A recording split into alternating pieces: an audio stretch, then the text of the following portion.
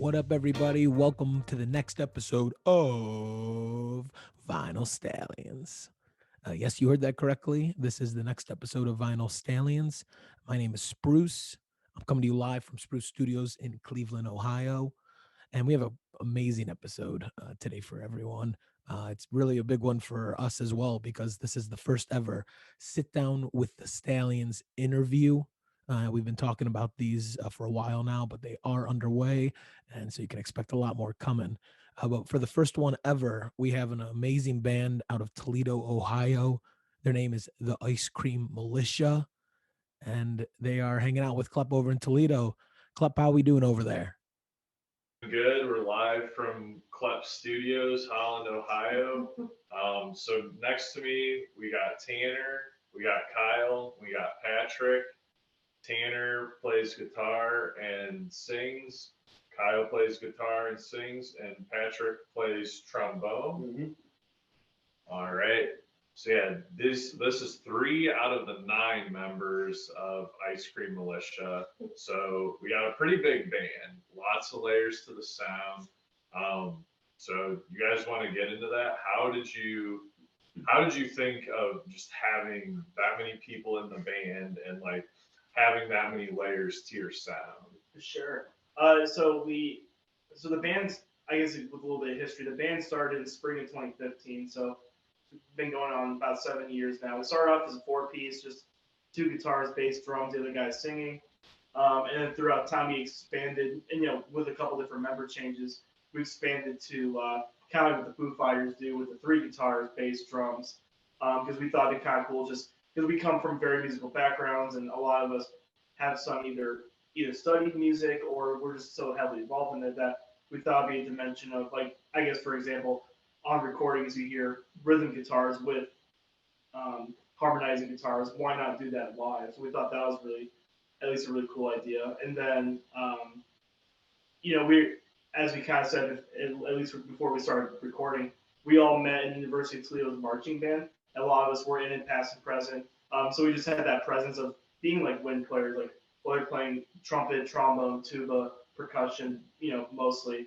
And on top of that, we also grew up with, a lot of bands like Casey and the Sunshine Band, Cool and the Gang, Chicago. So we just thought it'd be, and another thing too, we don't see a lot of bands in Toledo doing that a ton. So we just thought it'd be a cool dimension to add, but it was also a world we were familiar with. So we just gave it a shot. We've been doing this version of the group for about going on 4 years now, something like that. Yeah. Okay. So I remember I have been to an Ice Cream Militia show, and it was in the basement of a house at UT. I don't remember whose house it was, but I remember this place was packed. Like I was elbow to elbow with people, and I believe you were playing bass. I don't believe you were even playing guitar. Yeah, that was the thing. So like when we started the band, it was, I guess at the time I was personally getting out of the band. I just wanted to play with people again, but we already had the guitars and bass stuff covered. So I actually played drums in the first incarnation of the band, which lasted about a year. But then we had some different shifts for whatever reason. So I just wanted to play music. I don't care what instrument. So like I moved over to bass just to keep things going. That's when we brought in Zach Bodemiller, who's been our current drummer ever since. And then when we brought Kyle into the mix, and then when Jared, he actually went away for a co-op, so that's why we kind of did some ship shifting. So he's our bass player. So once he brought that back, I then moved to guitar, which has always been my primary instrument. And then, so yeah, there was a time where I was shifting around a little bit. So that was probably about 2016, right around UT's campus when you saw it, like, or one of those houses around there. Yeah. And that's I think it was 2016. So I'm thinking it might have been Jake's basement. Who Jake Cassidy, he's one of our band members. Because like we practiced in his house right off of UT's campus, and that's where we had a lot of our parties and everything. Because that's how we started off. We started off as a party band. We played in basements around UT's campus, and then we transitioned that into different venues and all that. Like Frankie's was the first place we ever played that in terms of an actual bar venue, whatever you want to call it, which you and I are very familiar with our old band. Kyle Tanzel's album release. Oh yeah, that was about March 2012, if I'm not mistaken. Yeah, good times. Good time. Shout out Kyle Tansel. Great dude. And he's done a lot of projects, so yeah.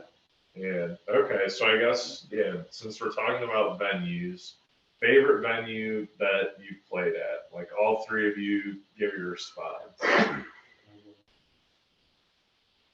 I'm pretty partial to the OT, Ottawa Tavern. You guys play there a lot. Mm-hmm. I swear, every other day I'm seeing on Snapchat or Twitter like Ottawa Tavern. And ever since it's been redecorated a bunch of times too, it just keeps getting better and better. The setup, the people that come out, it always seems like a good time. I think my favorite was there used to be I don't know if it's still up in just off of Airport, Civic Music Hall.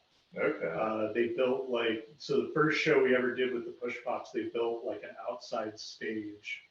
It was for Tropic Bombs because they were headlining, but we got to use it. That was probably my favorite. It was our first Push Pop show out on the deck at Civic Music Hall. Okay. I think I share the same sentiment with those venues as well. I think one I'll throw in with a particular thing is it's no longer there anymore, but Headliners, which was on the north side of Toledo and on Detroit Avenue, or North Detroit Avenue. The reason for that is it has a lot of history. I've done a lot of shows there too, but one of the first shows we ever did when it became the five of us, or the OG five. That's when we kind of started feeling the band, started feeling like the band that you kind of started to see now. I just remember that particular show we played, which that was the only time we played there, because not long after that, it got condemned for asbestos and all these different kinds of stuff. For health reasons. But when we played that show, I think it really kind of cemented our presence in the music scene, and then from there we just started getting all these cool opportunities. So I got to throw in Headliners. The Civic and Ottawa Tavern treated us really well, and Zach Jacobs is doing great things with the Ottawa Tavern since he bought it 2 years ago. Shout out to that. Yes, sir. Yeah, my first concert ever was actually at Headliners. It was a Misfits concert that, once again, Nice. Kyle Tansel was like one of the very first openers. The show went for probably 6 hours. There was 5 hours of opening bands. Yeah. But yeah, Misfits, Headliners. Was that the show where he got dragged out by security? Kyle? Yeah. Not that I recall. There was a show because he was in a band called The Shame Game, which was That's who he was playing with. Yeah. yeah, that was the first band that I saw where it was oh, people I went to school with are in bands, so go and see them. So I'm going to see them, which that was a major influence on me. It's cool, if my friends can do it, I can do it kind of thing. But I think he was doing a show where it was something happened on stage but they were opening for the Misfits. And he said, fuck you, asshole, to the security. I forget what happened, but I know Jeff, one of our old bandmates, he showed me the video. There's actually a video on YouTube of it, but you see them they're in the middle of playing a song, and he's already being dragged out by security, and the rest of his bandmates are just okay, I guess we're gonna keep playing, but our singer and guitar player is getting literally dragged by 2 security guards. And apparently, the story goes that had his mom not been there, he would have actually been arrested. Or of some kind. So shout out to his mom for keeping him out. Shout out to moms in general. Shout out to Yeah. For sure. Okay. It wasn't that show because I definitely watched their set, and yeah, he didn't get pulled out. He completed the set. All right, I gotta ask something, which you may get asked probably the most, but why the Ice Cream Militia? Is that the OG name, or did it just develop scoop by scoop? You got this one. All right. That, as far as I remember, that was the only name we've ever come up with. I'm sure we had, all of you guys know, coming up with the band name is the hardest thing ever because you got to stand by it, and then just it's kind of like a brand. You kind of own it, you wear it on your sleeve, and just all of that. The story goes how we actually came up with the name, which is always a story I like to tell, is when the original incarnation. So it was myself, Jared, our bass player and singer, Jake, our singer and guitar player. We had another guy named Logan in the band too. He's doing his own thing now, but he was originally in the band. And for whatever reason, we were practicing at his house that day, and he was up in suburban Blissfield, Michigan. So Jake, Jared, and I, we went up there to practice because I think he had a show coming up, and we beat him to his house. So Logan's like, oh, hey, I'm about 15 minutes away. So we're like, okay. So Jared, Jake, and I were just chilling. We hear an ice cream truck driving down the street, and we're like, well, I think ice cream would be kind of tight to enjoy while we wait for Logan. So the guy pulls up in front of the house, and I don't know, something about it. You would expect an ice cream guy to be kind of friendly, but he was kind of just like, it's like the vibe when you go to McDonald's. They're just like, what do you want? Like very unenthusiastically, just they just have to talk to you. They have to serve you. So we got what we wanted. But the weird particular thing about this was you had this gentleman doing so, but you look inside the ice cream truck. He had like 5 or 6 really little kids just hanging in there. I guess he had the kids for the weekend, whatever. But the thing was, no disrespect, it was what it was. But like as Jake, Jared, and I were like waiting to get our ice cream, we were just kind of standing in front of the thing. They were just kind of staring at us, just really children in the corn kind of vibes, I guess. And we were just like, that is just. It was just a strange vibe overall. The ice cream was great. I got the Batman bomb pop. That was cool. And then so eventually Logan gets there, and like we're setting up, and we tell him what happened, and we mentioned he highlighted like the little kids are there, and Jake was like, yeah, man, I was like a weird little ice cream militia inside that van, and we laughed it off, and we started practicing whatever songs we were doing, and at the end of the jam we were just like, we still need a name, and I just remember I was just kind of thinking back to all of that, and I was just like, you know what, Ice Cream Militia isn't a terrible name. And we've stuck with it ever since, and we've I've got to give love to all the people who helped us with any kind of graphic design, because when you go to our Facebook page, our logo is an ice cream cone with an army helmet, and so it has been fun being able to market that. And, we name our albums after like ice cream puns and all this kind of stuff. So it's worked for us, and people tend to remember it. So I think is a fantastic name, and the fact that you have an album called Moose Tracks to go off of it is just top tier. And also the fact that you've added so many more people since that moment, it literally has become a militia. It's like you can see like venue owners who maybe haven't worked with us before. Like when we come in, because we're all wearing Hawaiian shirts and we're all kind of matching, we're all of the same, like cut from the same fabric kind of thing. And they see us coming in, and we're like, holy crap, who are these guys? Like, what's this like literally a militia storming the venue. That is awesome. So you guys, because I watched your Bigfoot recording, which I would believe was released last year, and I obviously the Hawaiian shirt. So is that every concert you guys do that? Because I love that as well. Yeah, it's every concert. Unless someone forgets. Yeah.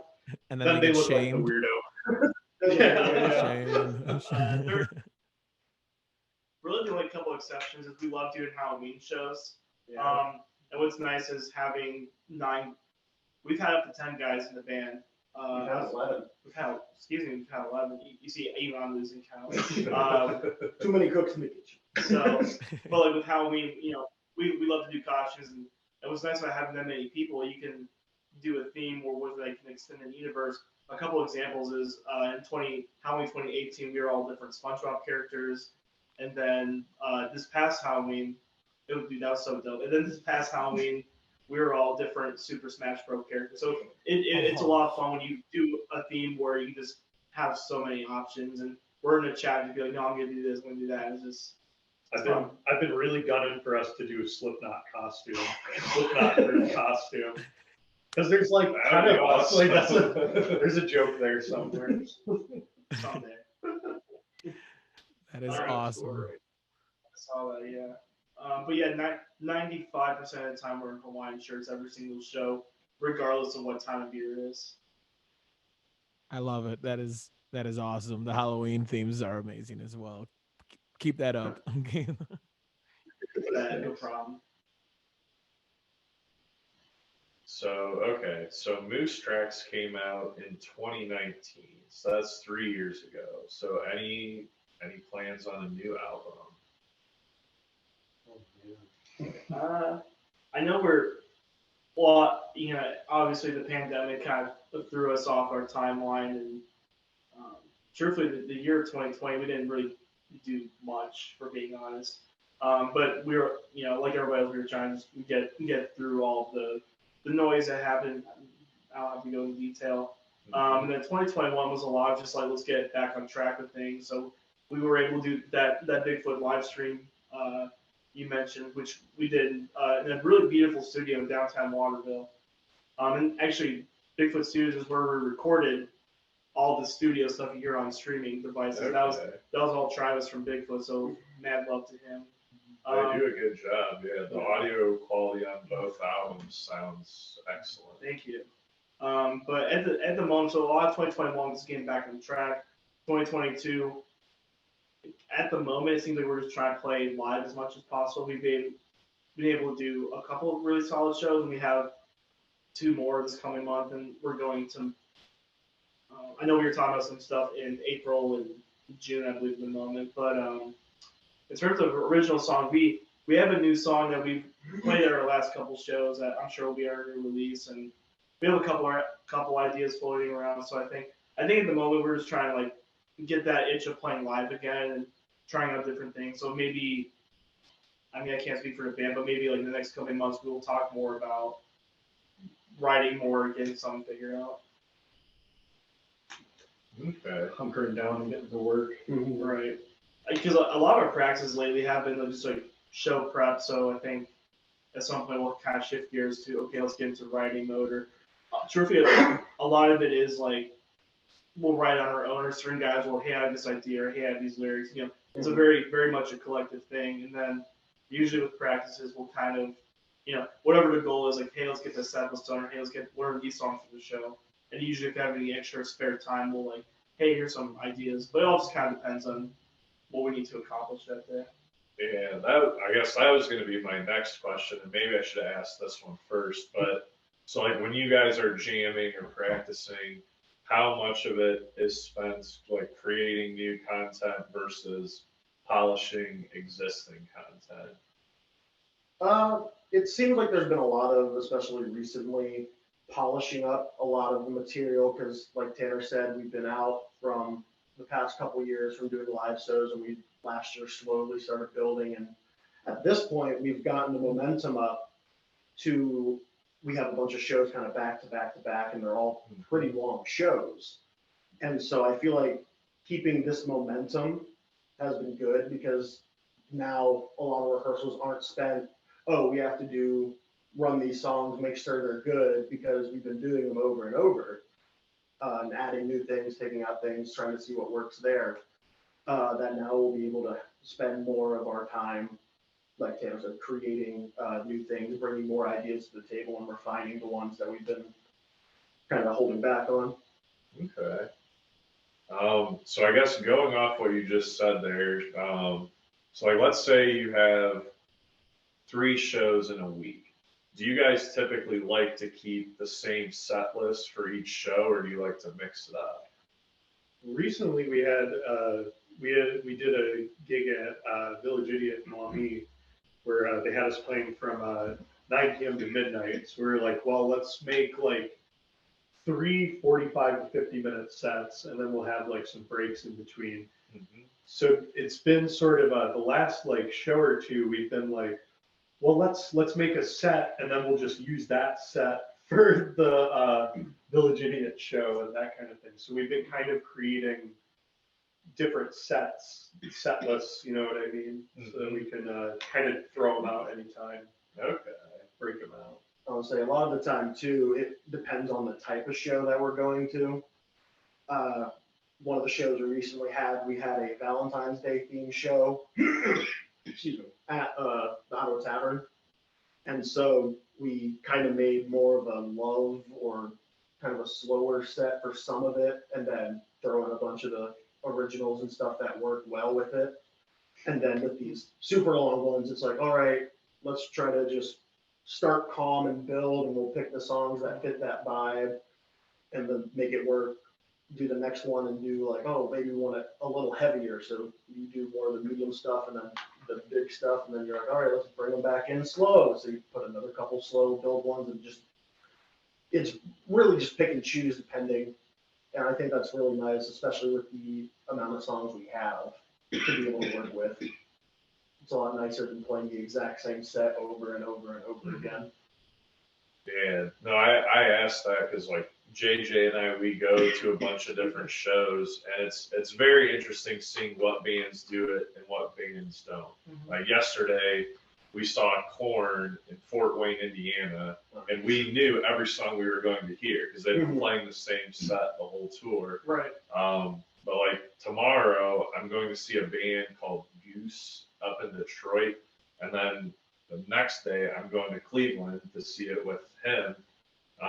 And we're going to see two completely different set lists because that's just the way they roll. So yeah, it's just interesting to see what bands do it, what bands don't. So we try and change it up from show to show usually. Yeah, I definitely think just as somebody consuming, like I definitely think that that's sort of the way to go. Yeah, I would say unless you're like a huge, like playing stadiums every single night kind of band, then yeah, absolutely kind of mix it up, go crazy. Yeah. If there aren't any pyrotechnics you need to like choreograph around. Right. Well, it keeps it interesting for the audience too. Like at least to me, part of the fun is not knowing what you're going to hear next. Yeah, For sure. Yeah. So when you guys, so you guys have 2 albums out right now, correct? And the first one was 2017, and then 2019. And when you guys recorded those, were those all like live takes of you guys in that studio, or did you actually do separate parts when you were recording those? We would do the scratch tracks live, where we kind of play in the room, and then from there be building on the drums, rhythm guitar, bass, and then kind of everything else from there. So everything, everything was individually tracked for both albums. Honestly, the recording process was the same for both of them, if I'm not mistaken. Very nice. Yeah. And just again, 9 members of your band. That's just simply practicing. Do you guys have like set days to practice, or I just feel like that's so hard. I'm attempting to jam with like 3 people right now, and it's so hard. So we typically, at least it changes sometimes, but as of late we've been doing every other Friday, or sometimes consistent Friday. It just depends, because a lot of us, one, having 9 of us, and some of us are still in school, some of us have just different jobs that require certain amount of time from us. We found that instead of taking it week by week, like, hey, when you guys free, that just creates a lot of this back and forth dialogue that, from the get-go, we tried to establish like a uniform day or time. So like as we're all doing, like going through our weeks, it's like, okay, cool, well, this day I'm doing that, but Friday I'm jamming, because that's just like a routine. So we found that just picking a day and then sticking with it, unless otherwise, has worked the best. Even when it was 5 of us, I think that's when we established it, and that it's just what works for us. But every band kind of does things differently. But I recommend trying that if you can. No, I will. Yeah, credit to all of you guys. That's awesome, and especially for doing it for so many years as well. So, shout out. What is? So I'm gonna ask. So you both play guitar, Tanner and Kyle, and then Patrick, you play the trombone. Am I correct? Yes. All right. Is there? Would each you mind going through like what your rig kind of setup looks like what guitar you guys are playing, what amp? And I really don't know specifically trombones, if there's any specific, but I would love to honestly hear I'd love to hear what you guys are working with. I'm trying to freshen up on my tone over here, and I need to hear everything. Are we just going down the road? Yeah, let's Okay. Yeah, feel free. Sure. So guitar wise, and the past couple years, I figured out what I like, and I'm just trying to stick with it. I play a couple models by Reverend Guitars, which is started off as a Detroit company, but it moved to Toledo in the past decade or so. The guitars I play are the Sensei, the Manta Ray, and the Volcano. The Volcano being, so the Manta Ray is definitely like an ES335 type guitar.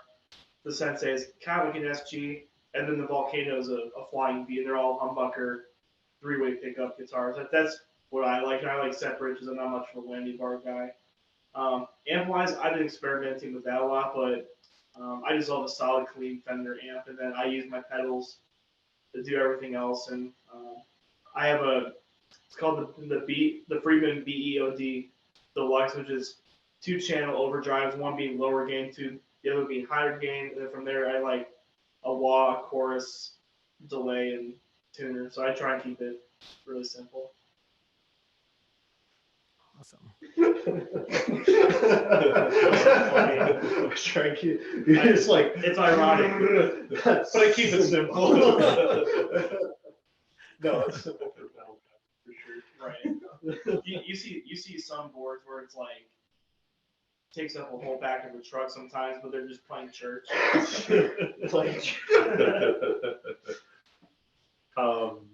I play.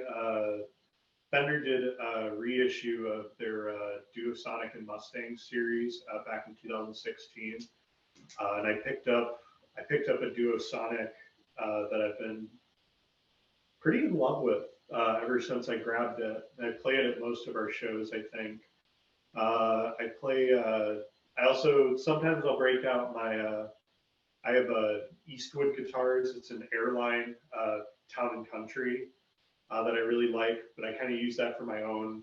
Like if I'll record like covers in my room and I'll use that guitar. It's more of mine. And I also play at our last show I broke out my my Squier Classic Vibe Telecaster that I really like. Normally I don't really like Squiers, but if you haven't played any of the Classic Vibe series, they're really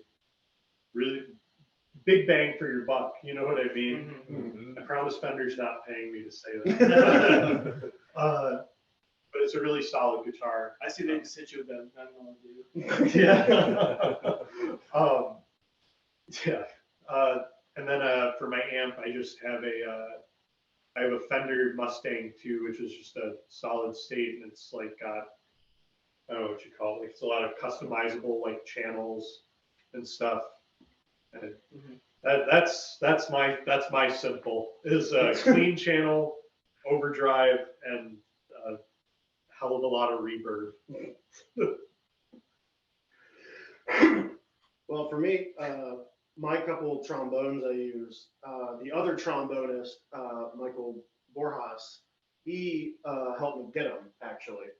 The one of them I play in school for my major, and the other one he just gave me because he buys and sells instruments. He's in the instrument trade game. He'll also buy them, fix them up, and sell them better. Very, very cool. And he tells me all the stuff he gets. So I can't tell you the exact makes or models of them for fear of getting it wrong and being ridiculed by him and everyone else in the music community. However, the mouthpieces I play on a 12C for a small bore tenor, which I use on a lot more of the songs where it's a very higher range for me, especially when you're sustaining it a lot of the time, as well as stuff I don't need the trigger for. And then the bigger horn I play is a large bore tenor with an F attachment. Okay. And the mouthpiece for that is a 4 ABL Dennis Wick mouthpiece with a gold rim, and I use that now a lot more for the low stuff, the stuff I need the trigger for, as well as the more bassier sound. Okay. And the other guys in the band, they use some really cool stuff too. Jake, he uses, he just acquired this really nice American Fender Strat with the humbucker in the bridge. I'm pretty sure you pull the volume of split coil, so you can go from sync single coil to humbucker, that whole thing. He has a Rivera amp. It uses different pedals made by like J Rocket, Electro Harmonics, Dunlop, and then I'm not sure exactly what Jared's bass is. I know it's a really cool 5-string. He got Facebook Marketplace from a dude. He's been in love with that. I think he uses different, like, I think he has a Fender amp, and we used a Mark bass head this past show that went over really well. And then Zach, our drummer, he has a really nice Gretsch kit, and I think he uses Vader sticks, and I'm not sure what his cymbals, but he gets the sound out of it. And so, and then we've used different things. Like we've experimented with different stuff. Like Jake has I think it's a chord synthesizer. I recently got an MXR talk box. I used in one of our last shows to get that whole Peter Frampton, Jerry Cantrell thing. And I'm not sure trumpet Dondre uses. He has a mariachi trumpet. A mariachi trumpet. Or at least Okay. something along those lines. Michael has another small bore tenor trombone, a large bore bass trombone that he uses the double Alec who plays sousaphone. And then we've experimented a little bit with him playing mellophone on at least a song or two. Oh yeah, I've noticed that mellophone around. I didn't realize he was playing it. He's played it on a couple of the songs too. For the non-band people, a mellophone is essentially a marching French horn. So it's like a trumpet with a really big bell, sort of. The purists will probably attack me. In layman's terms. The mellophone players are coming after you. And what's really cool is UT's music program let us use a sousaphone for a little bit. I believe that was a Con, and Con's really well known for making really high quality brass instruments, particularly like trombones and tubas and baritones. So I think a lot of us we've experimented over the years with different things. I think at this point we're all creatures of habit and just trying to cool. Like we're comfortable with what we have. We'll experiment here and there, but I think we're more focused on cool. Now we got our tools. Let's get the song and products out there. Awesome. I appreciate you guys going into that detail. That was honestly awesome. And I actually do have a Squire 60s jazz bass, and bang for your buck is right. Like that thing, like I'm in love with it, and beautiful baby blue. But Can't beat it. yeah, you can't beat it. But yeah, no, I appreciate that, guys. You guys, again, just from listening to the albums, but just earlier this morning, listening to that Bigfoot recording that you guys did. Some nasty tones that you guys got out of those. So I had to ask because I don't know shit about tone, and I really am trying to learn. and we're speaking of that Bigfoot session. We also want to give some love to our buddy Jeremy Lee. He was the percussionist in the video. He's no longer in the band. He's just doing his thing, just kind of doing life, but things are good. And, so I just want to give some love to him because he was a major part of the band for a really long time. Pour one out for Jeremy. Master Lee, as we always call him, or at least I did.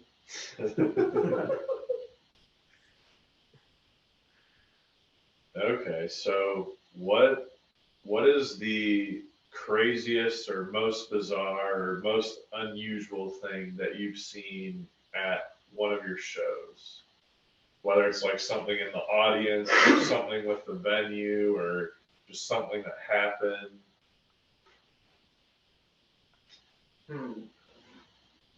I can think of one. Yeah. What you got? Okay. So one of our past shows, there was this guy who was having a very good time, and he was just absolutely gone.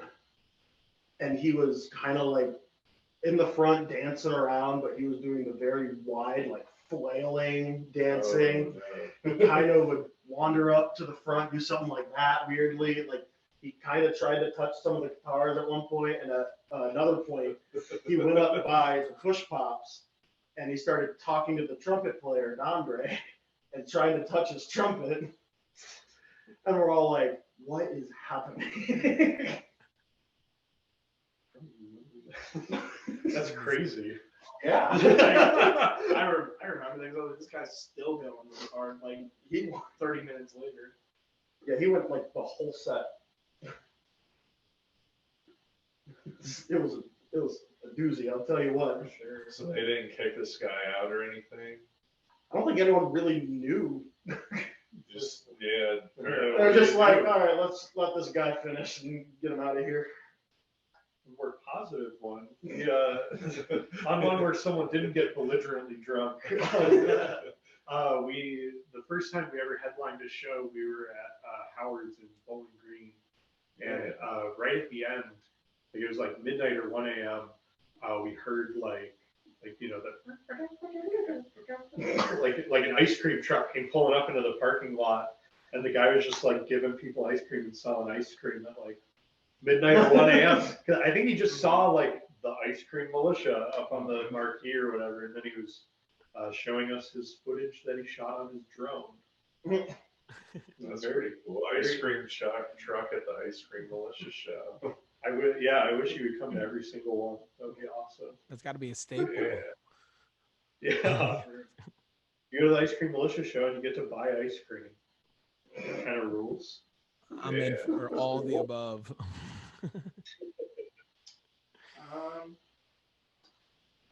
I guess one I think of, and we had the opportunity in September of 2019 to open up for the Toasters. They were part of like that second wave of ska that happened in the 80s. They're from New York, I believe. So we got the opportunity to open for them, and the main dude. So like the way this was at the Iowa Tavern, but it was the old stage setup, and the main guy from the band was on his phone the whole time, even during our set, and like this guy was just like glued to his phone the whole time. And I usually stand stage left, so audience right, and I would just like peek over his phone, and he wouldn't budge at all. He was just glued to it. And then someone was like, "You know, that was the guy from the Toasters, right?" And I was like, "Oh, whoops." But I guess like if I were to add in, I was between that one or another one, but maybe this one would be a little more entertaining. We got to open up. We were playing Frankie's in summer 2019. We did a couple shows there, but this one particular show, we got to open up for Max Sabbath, the McDonald's themed Black Sabbath tribute band. Okay. But on that same bill was a band called Oakley Dokley. If you're not familiar, Oakley Dokley is a metal band where every member of the band dresses up as Ned Flanders. It's a great band. That so is it was incredible.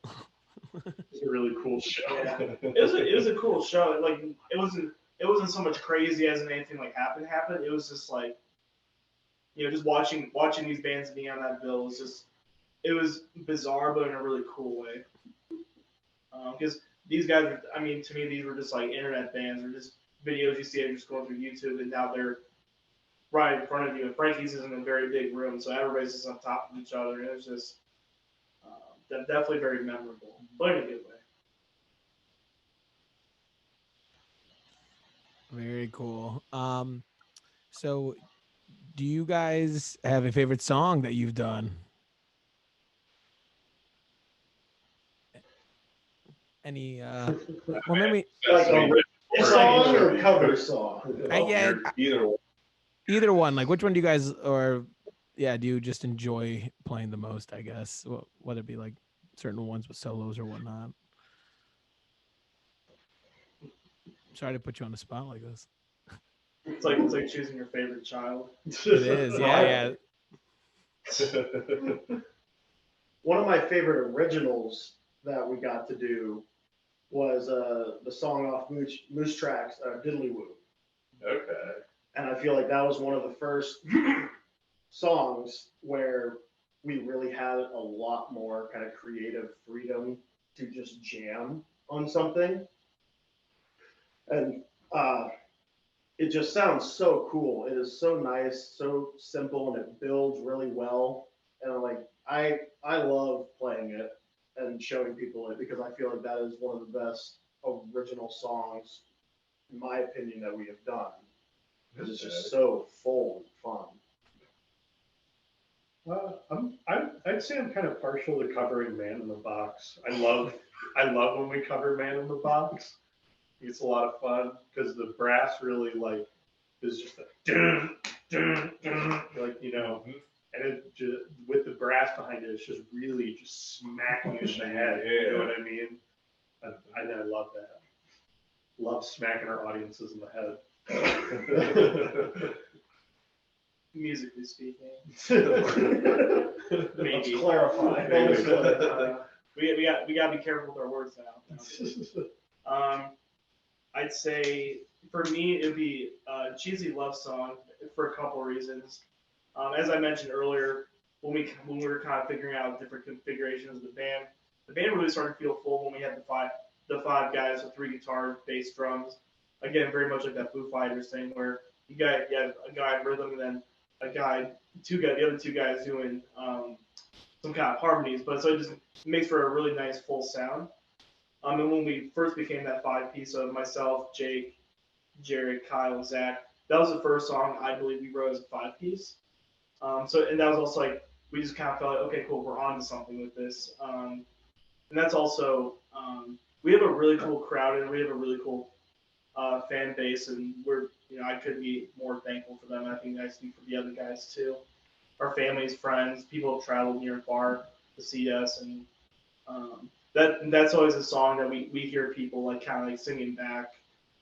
We have a couple originals that do that as well. Like Stay's another one we always see people get into. That's probably my favorite song of yours, personally. That was a Jay Cassidy original. He brought that to the group, and that was like the second song we ever wrote. But yeah, like I'd say cheesy for me. Okay. Yeah, when you mentioned that you did the Valentine's Day set, I was thinking, okay, that's got to be one that you play in like probably high school prom. Yeah. Yeah. I also really like that one. It's just so creative. And the brass seem to get the people moving a lot with that one too, which is always fun to do. And they're always dancing in the back, and then everyone sees them dancing, and they're like, "Oh, well, we gotta do the same thing they're doing." It's just like this little shuffle and doing back there. We have a little choreography things for a few of the songs, for sure. We always look back at each other. Okay, you're going the right way. Oh, okay, now we're. I will say there are some venues that we do that, and because of the space requirement with having such a large band, we're like, all right, we got to do like little movements, teeny movements. It's all on the shoulders. All on the shoulders. That is awesome. Yeah. High school prom, I really, really enjoyed at that Bigfoot studio. That one really does build and, like you said, gets the people moving. And I will, and honestly, like I'm definitely gonna connect with y'all and make sure I get up to Toledo for a show this summer because I want to see this in person, and I will wear my Hawaiian shirt. I promise. Sweet. Would love to have you. And while I'm thinking about it, you mentioned Bigfoot again. That's where we record everything. Another guy I want to give some love to is Kyle Kister. We had 2 trumpet players at one time, and he was one of the other ones. And again, same thing with Jerry. He's just kind of doing life right now, but he's been a good buddy from day one. So we want to give some love to him as well.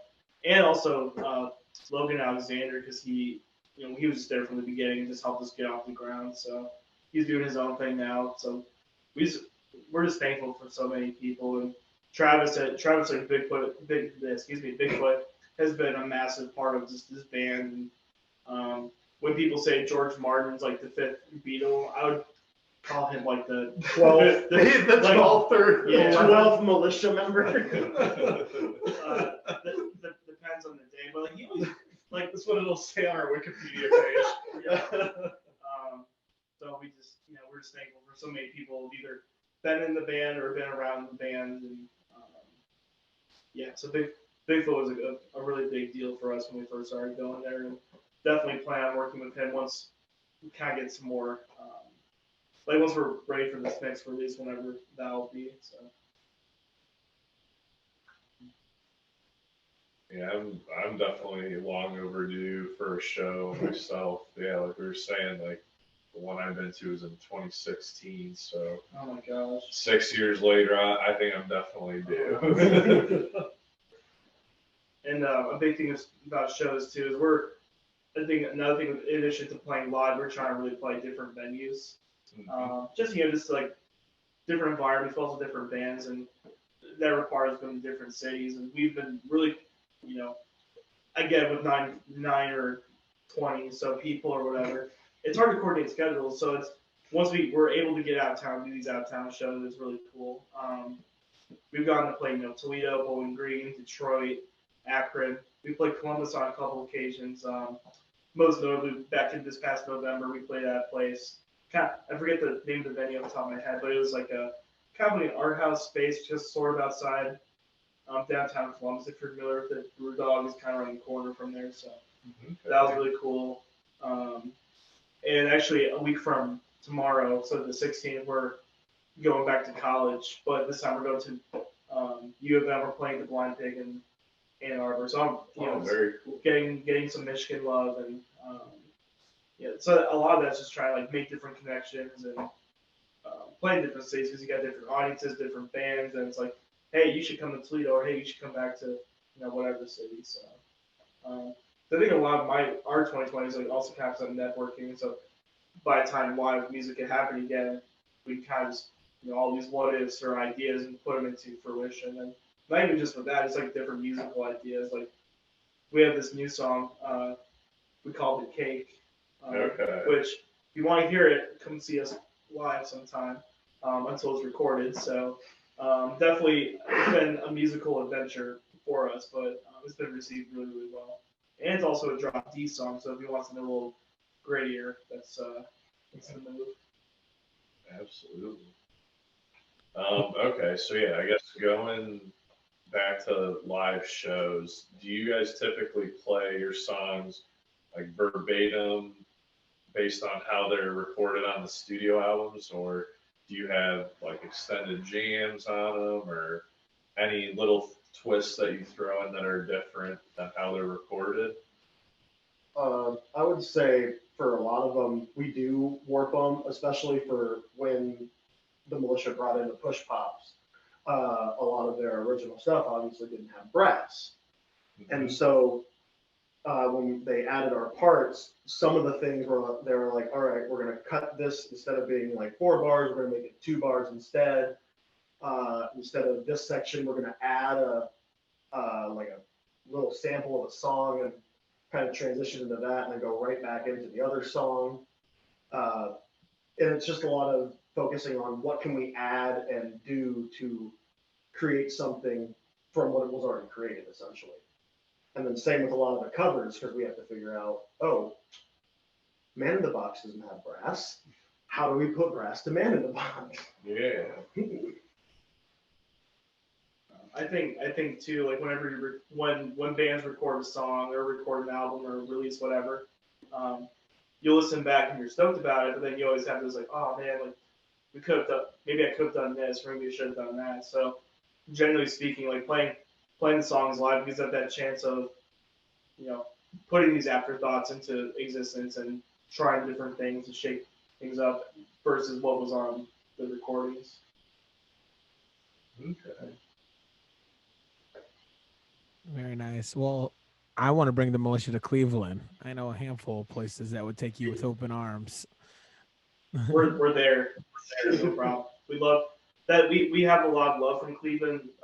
Jake, he's from kind of like just outside of Cleveland, and when we played in Akron a couple years ago, we had a lot of Cleveland folk come for that. But being able to be in Cleveland we'd absolutely love to do that.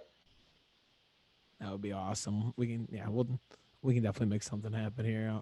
There's so many good venues here, and this music scene's honestly blowing up, just like it sounds like Toledo is in the past couple of years as well. So, yeah, man, that'd be awesome. Klep, you got any more questions for the three amigos of the militia?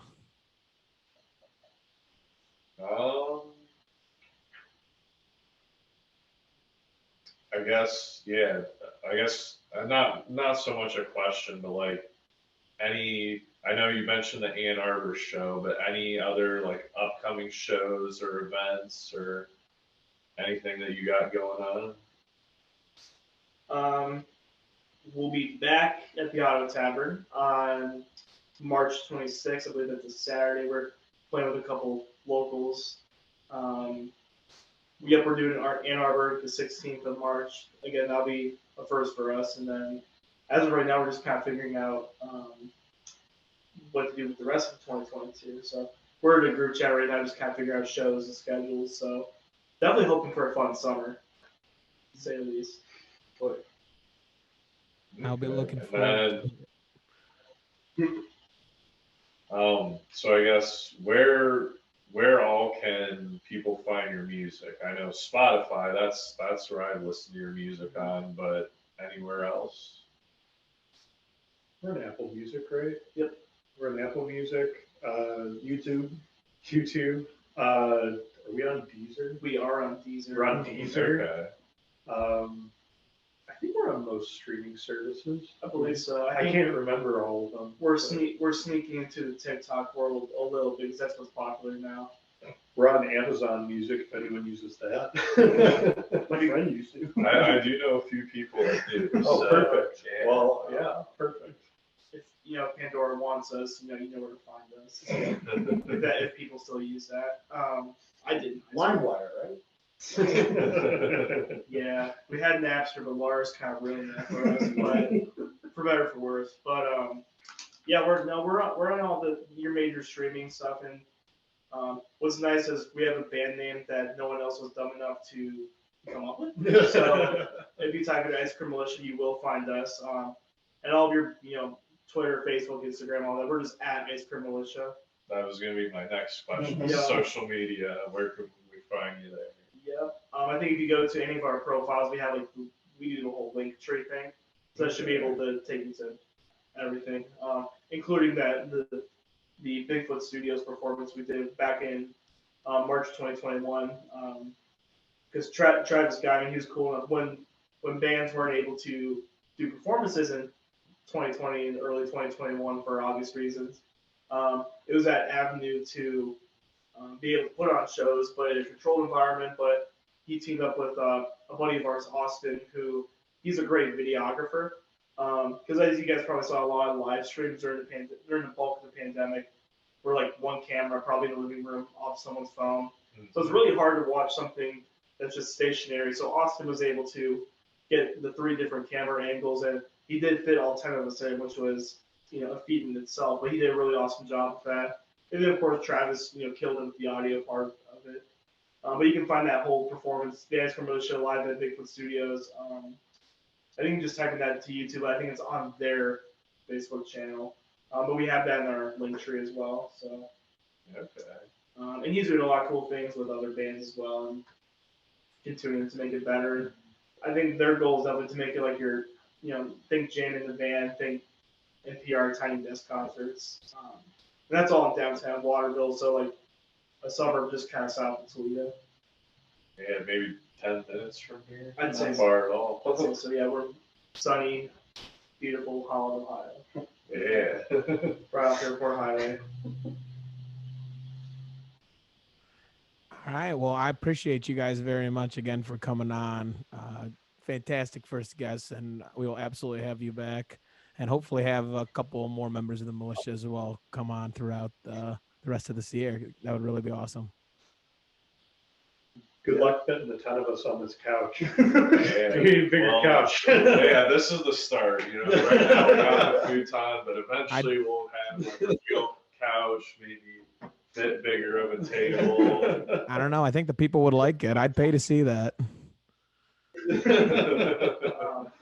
But first and foremost, JJ Klep, we really appreciate you guys for having us on the Thank show. you so much. Absolutely. Um, It's our pleasure. Like this is what we want to be, is like a platform to bring attention to artists. And the way I see it is like everyone's helping everyone. For sure. Let's flip it a little bit. What made you guys, well, first of all, how do you guys know each other, and what made you guys want to, start what the show is now? Okay. You want me to?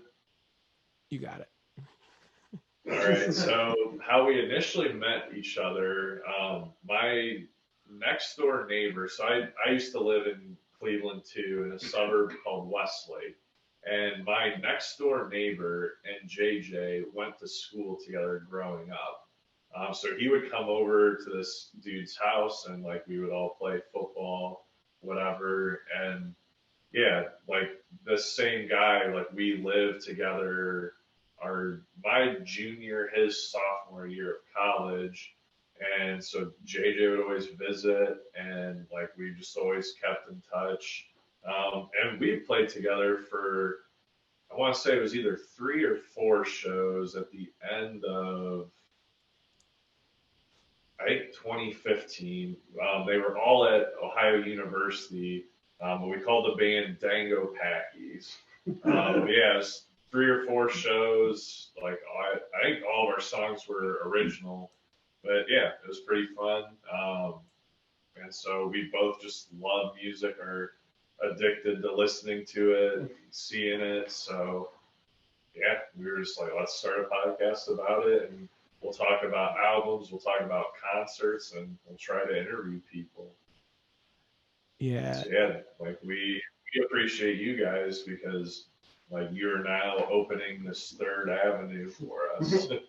We definitely know some other bands and artists that would love the opportunity just to, do what we got to do, talk about ourselves. But, it's every musician's got a different journey. Everybody's got a different point of view, but it's all just for the love of music. And I mean, for you and I, like that's how we became close. Is we were at our first ever band, Eyes in the City, where we had at least like when I think about Eyes in the City, it was a lot. We had like a lot first as a band, like first shows, first performances, all the fuck ups and in between, but just that idea of like, cool, get together, make music, but being able to come, having different backgrounds, having different tastes in music, but put it together somehow, that's the thing about our band that makes us really unique is, as similar as we are, we're so different. We have such different music tastes, but being able to find a way to mesh it is really,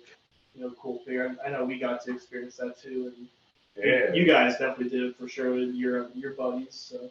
Yeah, no, yeah. I mean, with 9 people, I imagine it's hard to have everyone like on the same page with everything all the time. For sure. Yeah, no, the You ever connect. need a variety of albums too. The band has such vast tastes.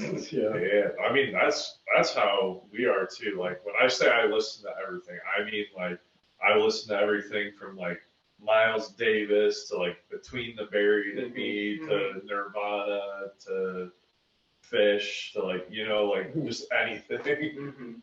Let's have you guys reviewed anything? Like I'm always looking for recommendations. So do you guys like review albums and stuff? Yeah. So we actually, the first, like we're doing it in segments of 6. So the first segment we did is called Icons in Music. So we just picked 6 really popular albums: Dark Side of the Moon, Led Zeppelin 1, Nevermind by Nirvana, Tattoo You, Darkness on the Edge of Town by Bruce Springsteen, and then Back in Black, right? Yeah, there we go. I know I'm forgetting one. So yeah, now we're doing Women in Music is the theme. So we started off with Jagged Little Pill by Alanis Morissette. And our next one is Songs in A Minor by Alicia Keys. Nice. So yeah, like that's what we're just gonna do. Just pick a theme. We'll find 6 albums and then just go through them. Really cool. Yeah. Awesome. Thank you. Yeah, we will have to do a Moose Tracks album. I was gonna say, I don't think you've told them. So Klep and I have a Spotify playlist. It's called Fuckboy, PHUCKBOY maybe, and that entire album is on that Fuckboy playlist. And it pops up so much, and I am just like, yeah, dude, I have a party working out to your guys' music, honestly, because like the new stuff that we add just always appears on the shuffle, and I'm like, yes. Thank you. Hey, glad to help with the games, man. Need some motivation. It has over 2,000 songs though. Like whenever we're just listening to stuff on Spotify, just add it to it. And yeah, like I said, both your studio albums, all songs are on it. Awesome. Sweet. Awesome. Yeah, no, thank you. I think we'll say that's awful. I will say real quick. I think when we were talking, because we've talked, when we kind of sort of started writing music. I think we're thinking with this next release, it'll kind of be a combination of the two albums because Chocolate Covered Nonsense and Moose Tracks were so different from each other. Yeah. Chocolate Covered Nonsense was more, I guess, your typical song structures, and There's no horns in that one, is there? no horns. The only extra thing we had were like synths, but everything else was guitar, bass, drum, vocals. But the songs were, I guess for lack of a better term, a little bit more straightforward. Whereas with Moose Tracks, well, first and foremost, you had adding the push pop, so having all the brass and extra percussion, a lot of extra different stuff. But then we also took a more progressive approach. So whereas Chocolate Covered Nonsense was very songwriter-esque, this was more like, Very linear songwriting rather than like verse, chorus, verse, chorus. It was like verse, chorus, new section, verse, chorus, verse, next section kind of thing. Like not really repeating musical ideas throughout a song, just kind of pushing ahead. So I think the idea is to try and take the best of both of those two albums, and it'll come out with, the third one will come out with, kind of like the child of the two of them. So. Okay. And that could totally change, but that's just kind of what we're anticipating at the moment. So I think we have, again, that one idea. We have a couple others floating around. So we'll get to it. We promise. I was gonna say we have ever since like they started, and then once they added the push pops, it's been building more and more to a point where I think we're finally coming into our own truly. As we do all the shows, refine the tunes that we need to, add new covers, write new songs, because we've really found out like, oh, this really works. How do we push it to the next step? And I feel like, especially like Tanner said, where we're headed, I think we're in a good spot to be able to bring something like that out. Okay. We're just trying to have some fun with it. That's all that matters. We all have That's what it's all about. absolutely. We all have our own different lives, but it's just kind of cool to come together and just make this, militia, literally. And it's been a blast, and I'm really excited to see what we'll do moving forward. Especially now that things are, the world kind of allows us to do things now that things are opened up, shows can happen, and but I think in that time we all came up with just different ideas and different perspectives, and now that we're applying, so I think I'm just looking forward to what we'll do next. Yeah, we'll be following along. Heck yeah. Awesome. Well, yes, we will definitely be posting all over our social media, tagging you guys, but definitely go follow Ice Cream Militia as we head into summer 2022. I know I'll definitely be seeing y'all after listening to those two great albums and looking forward to more.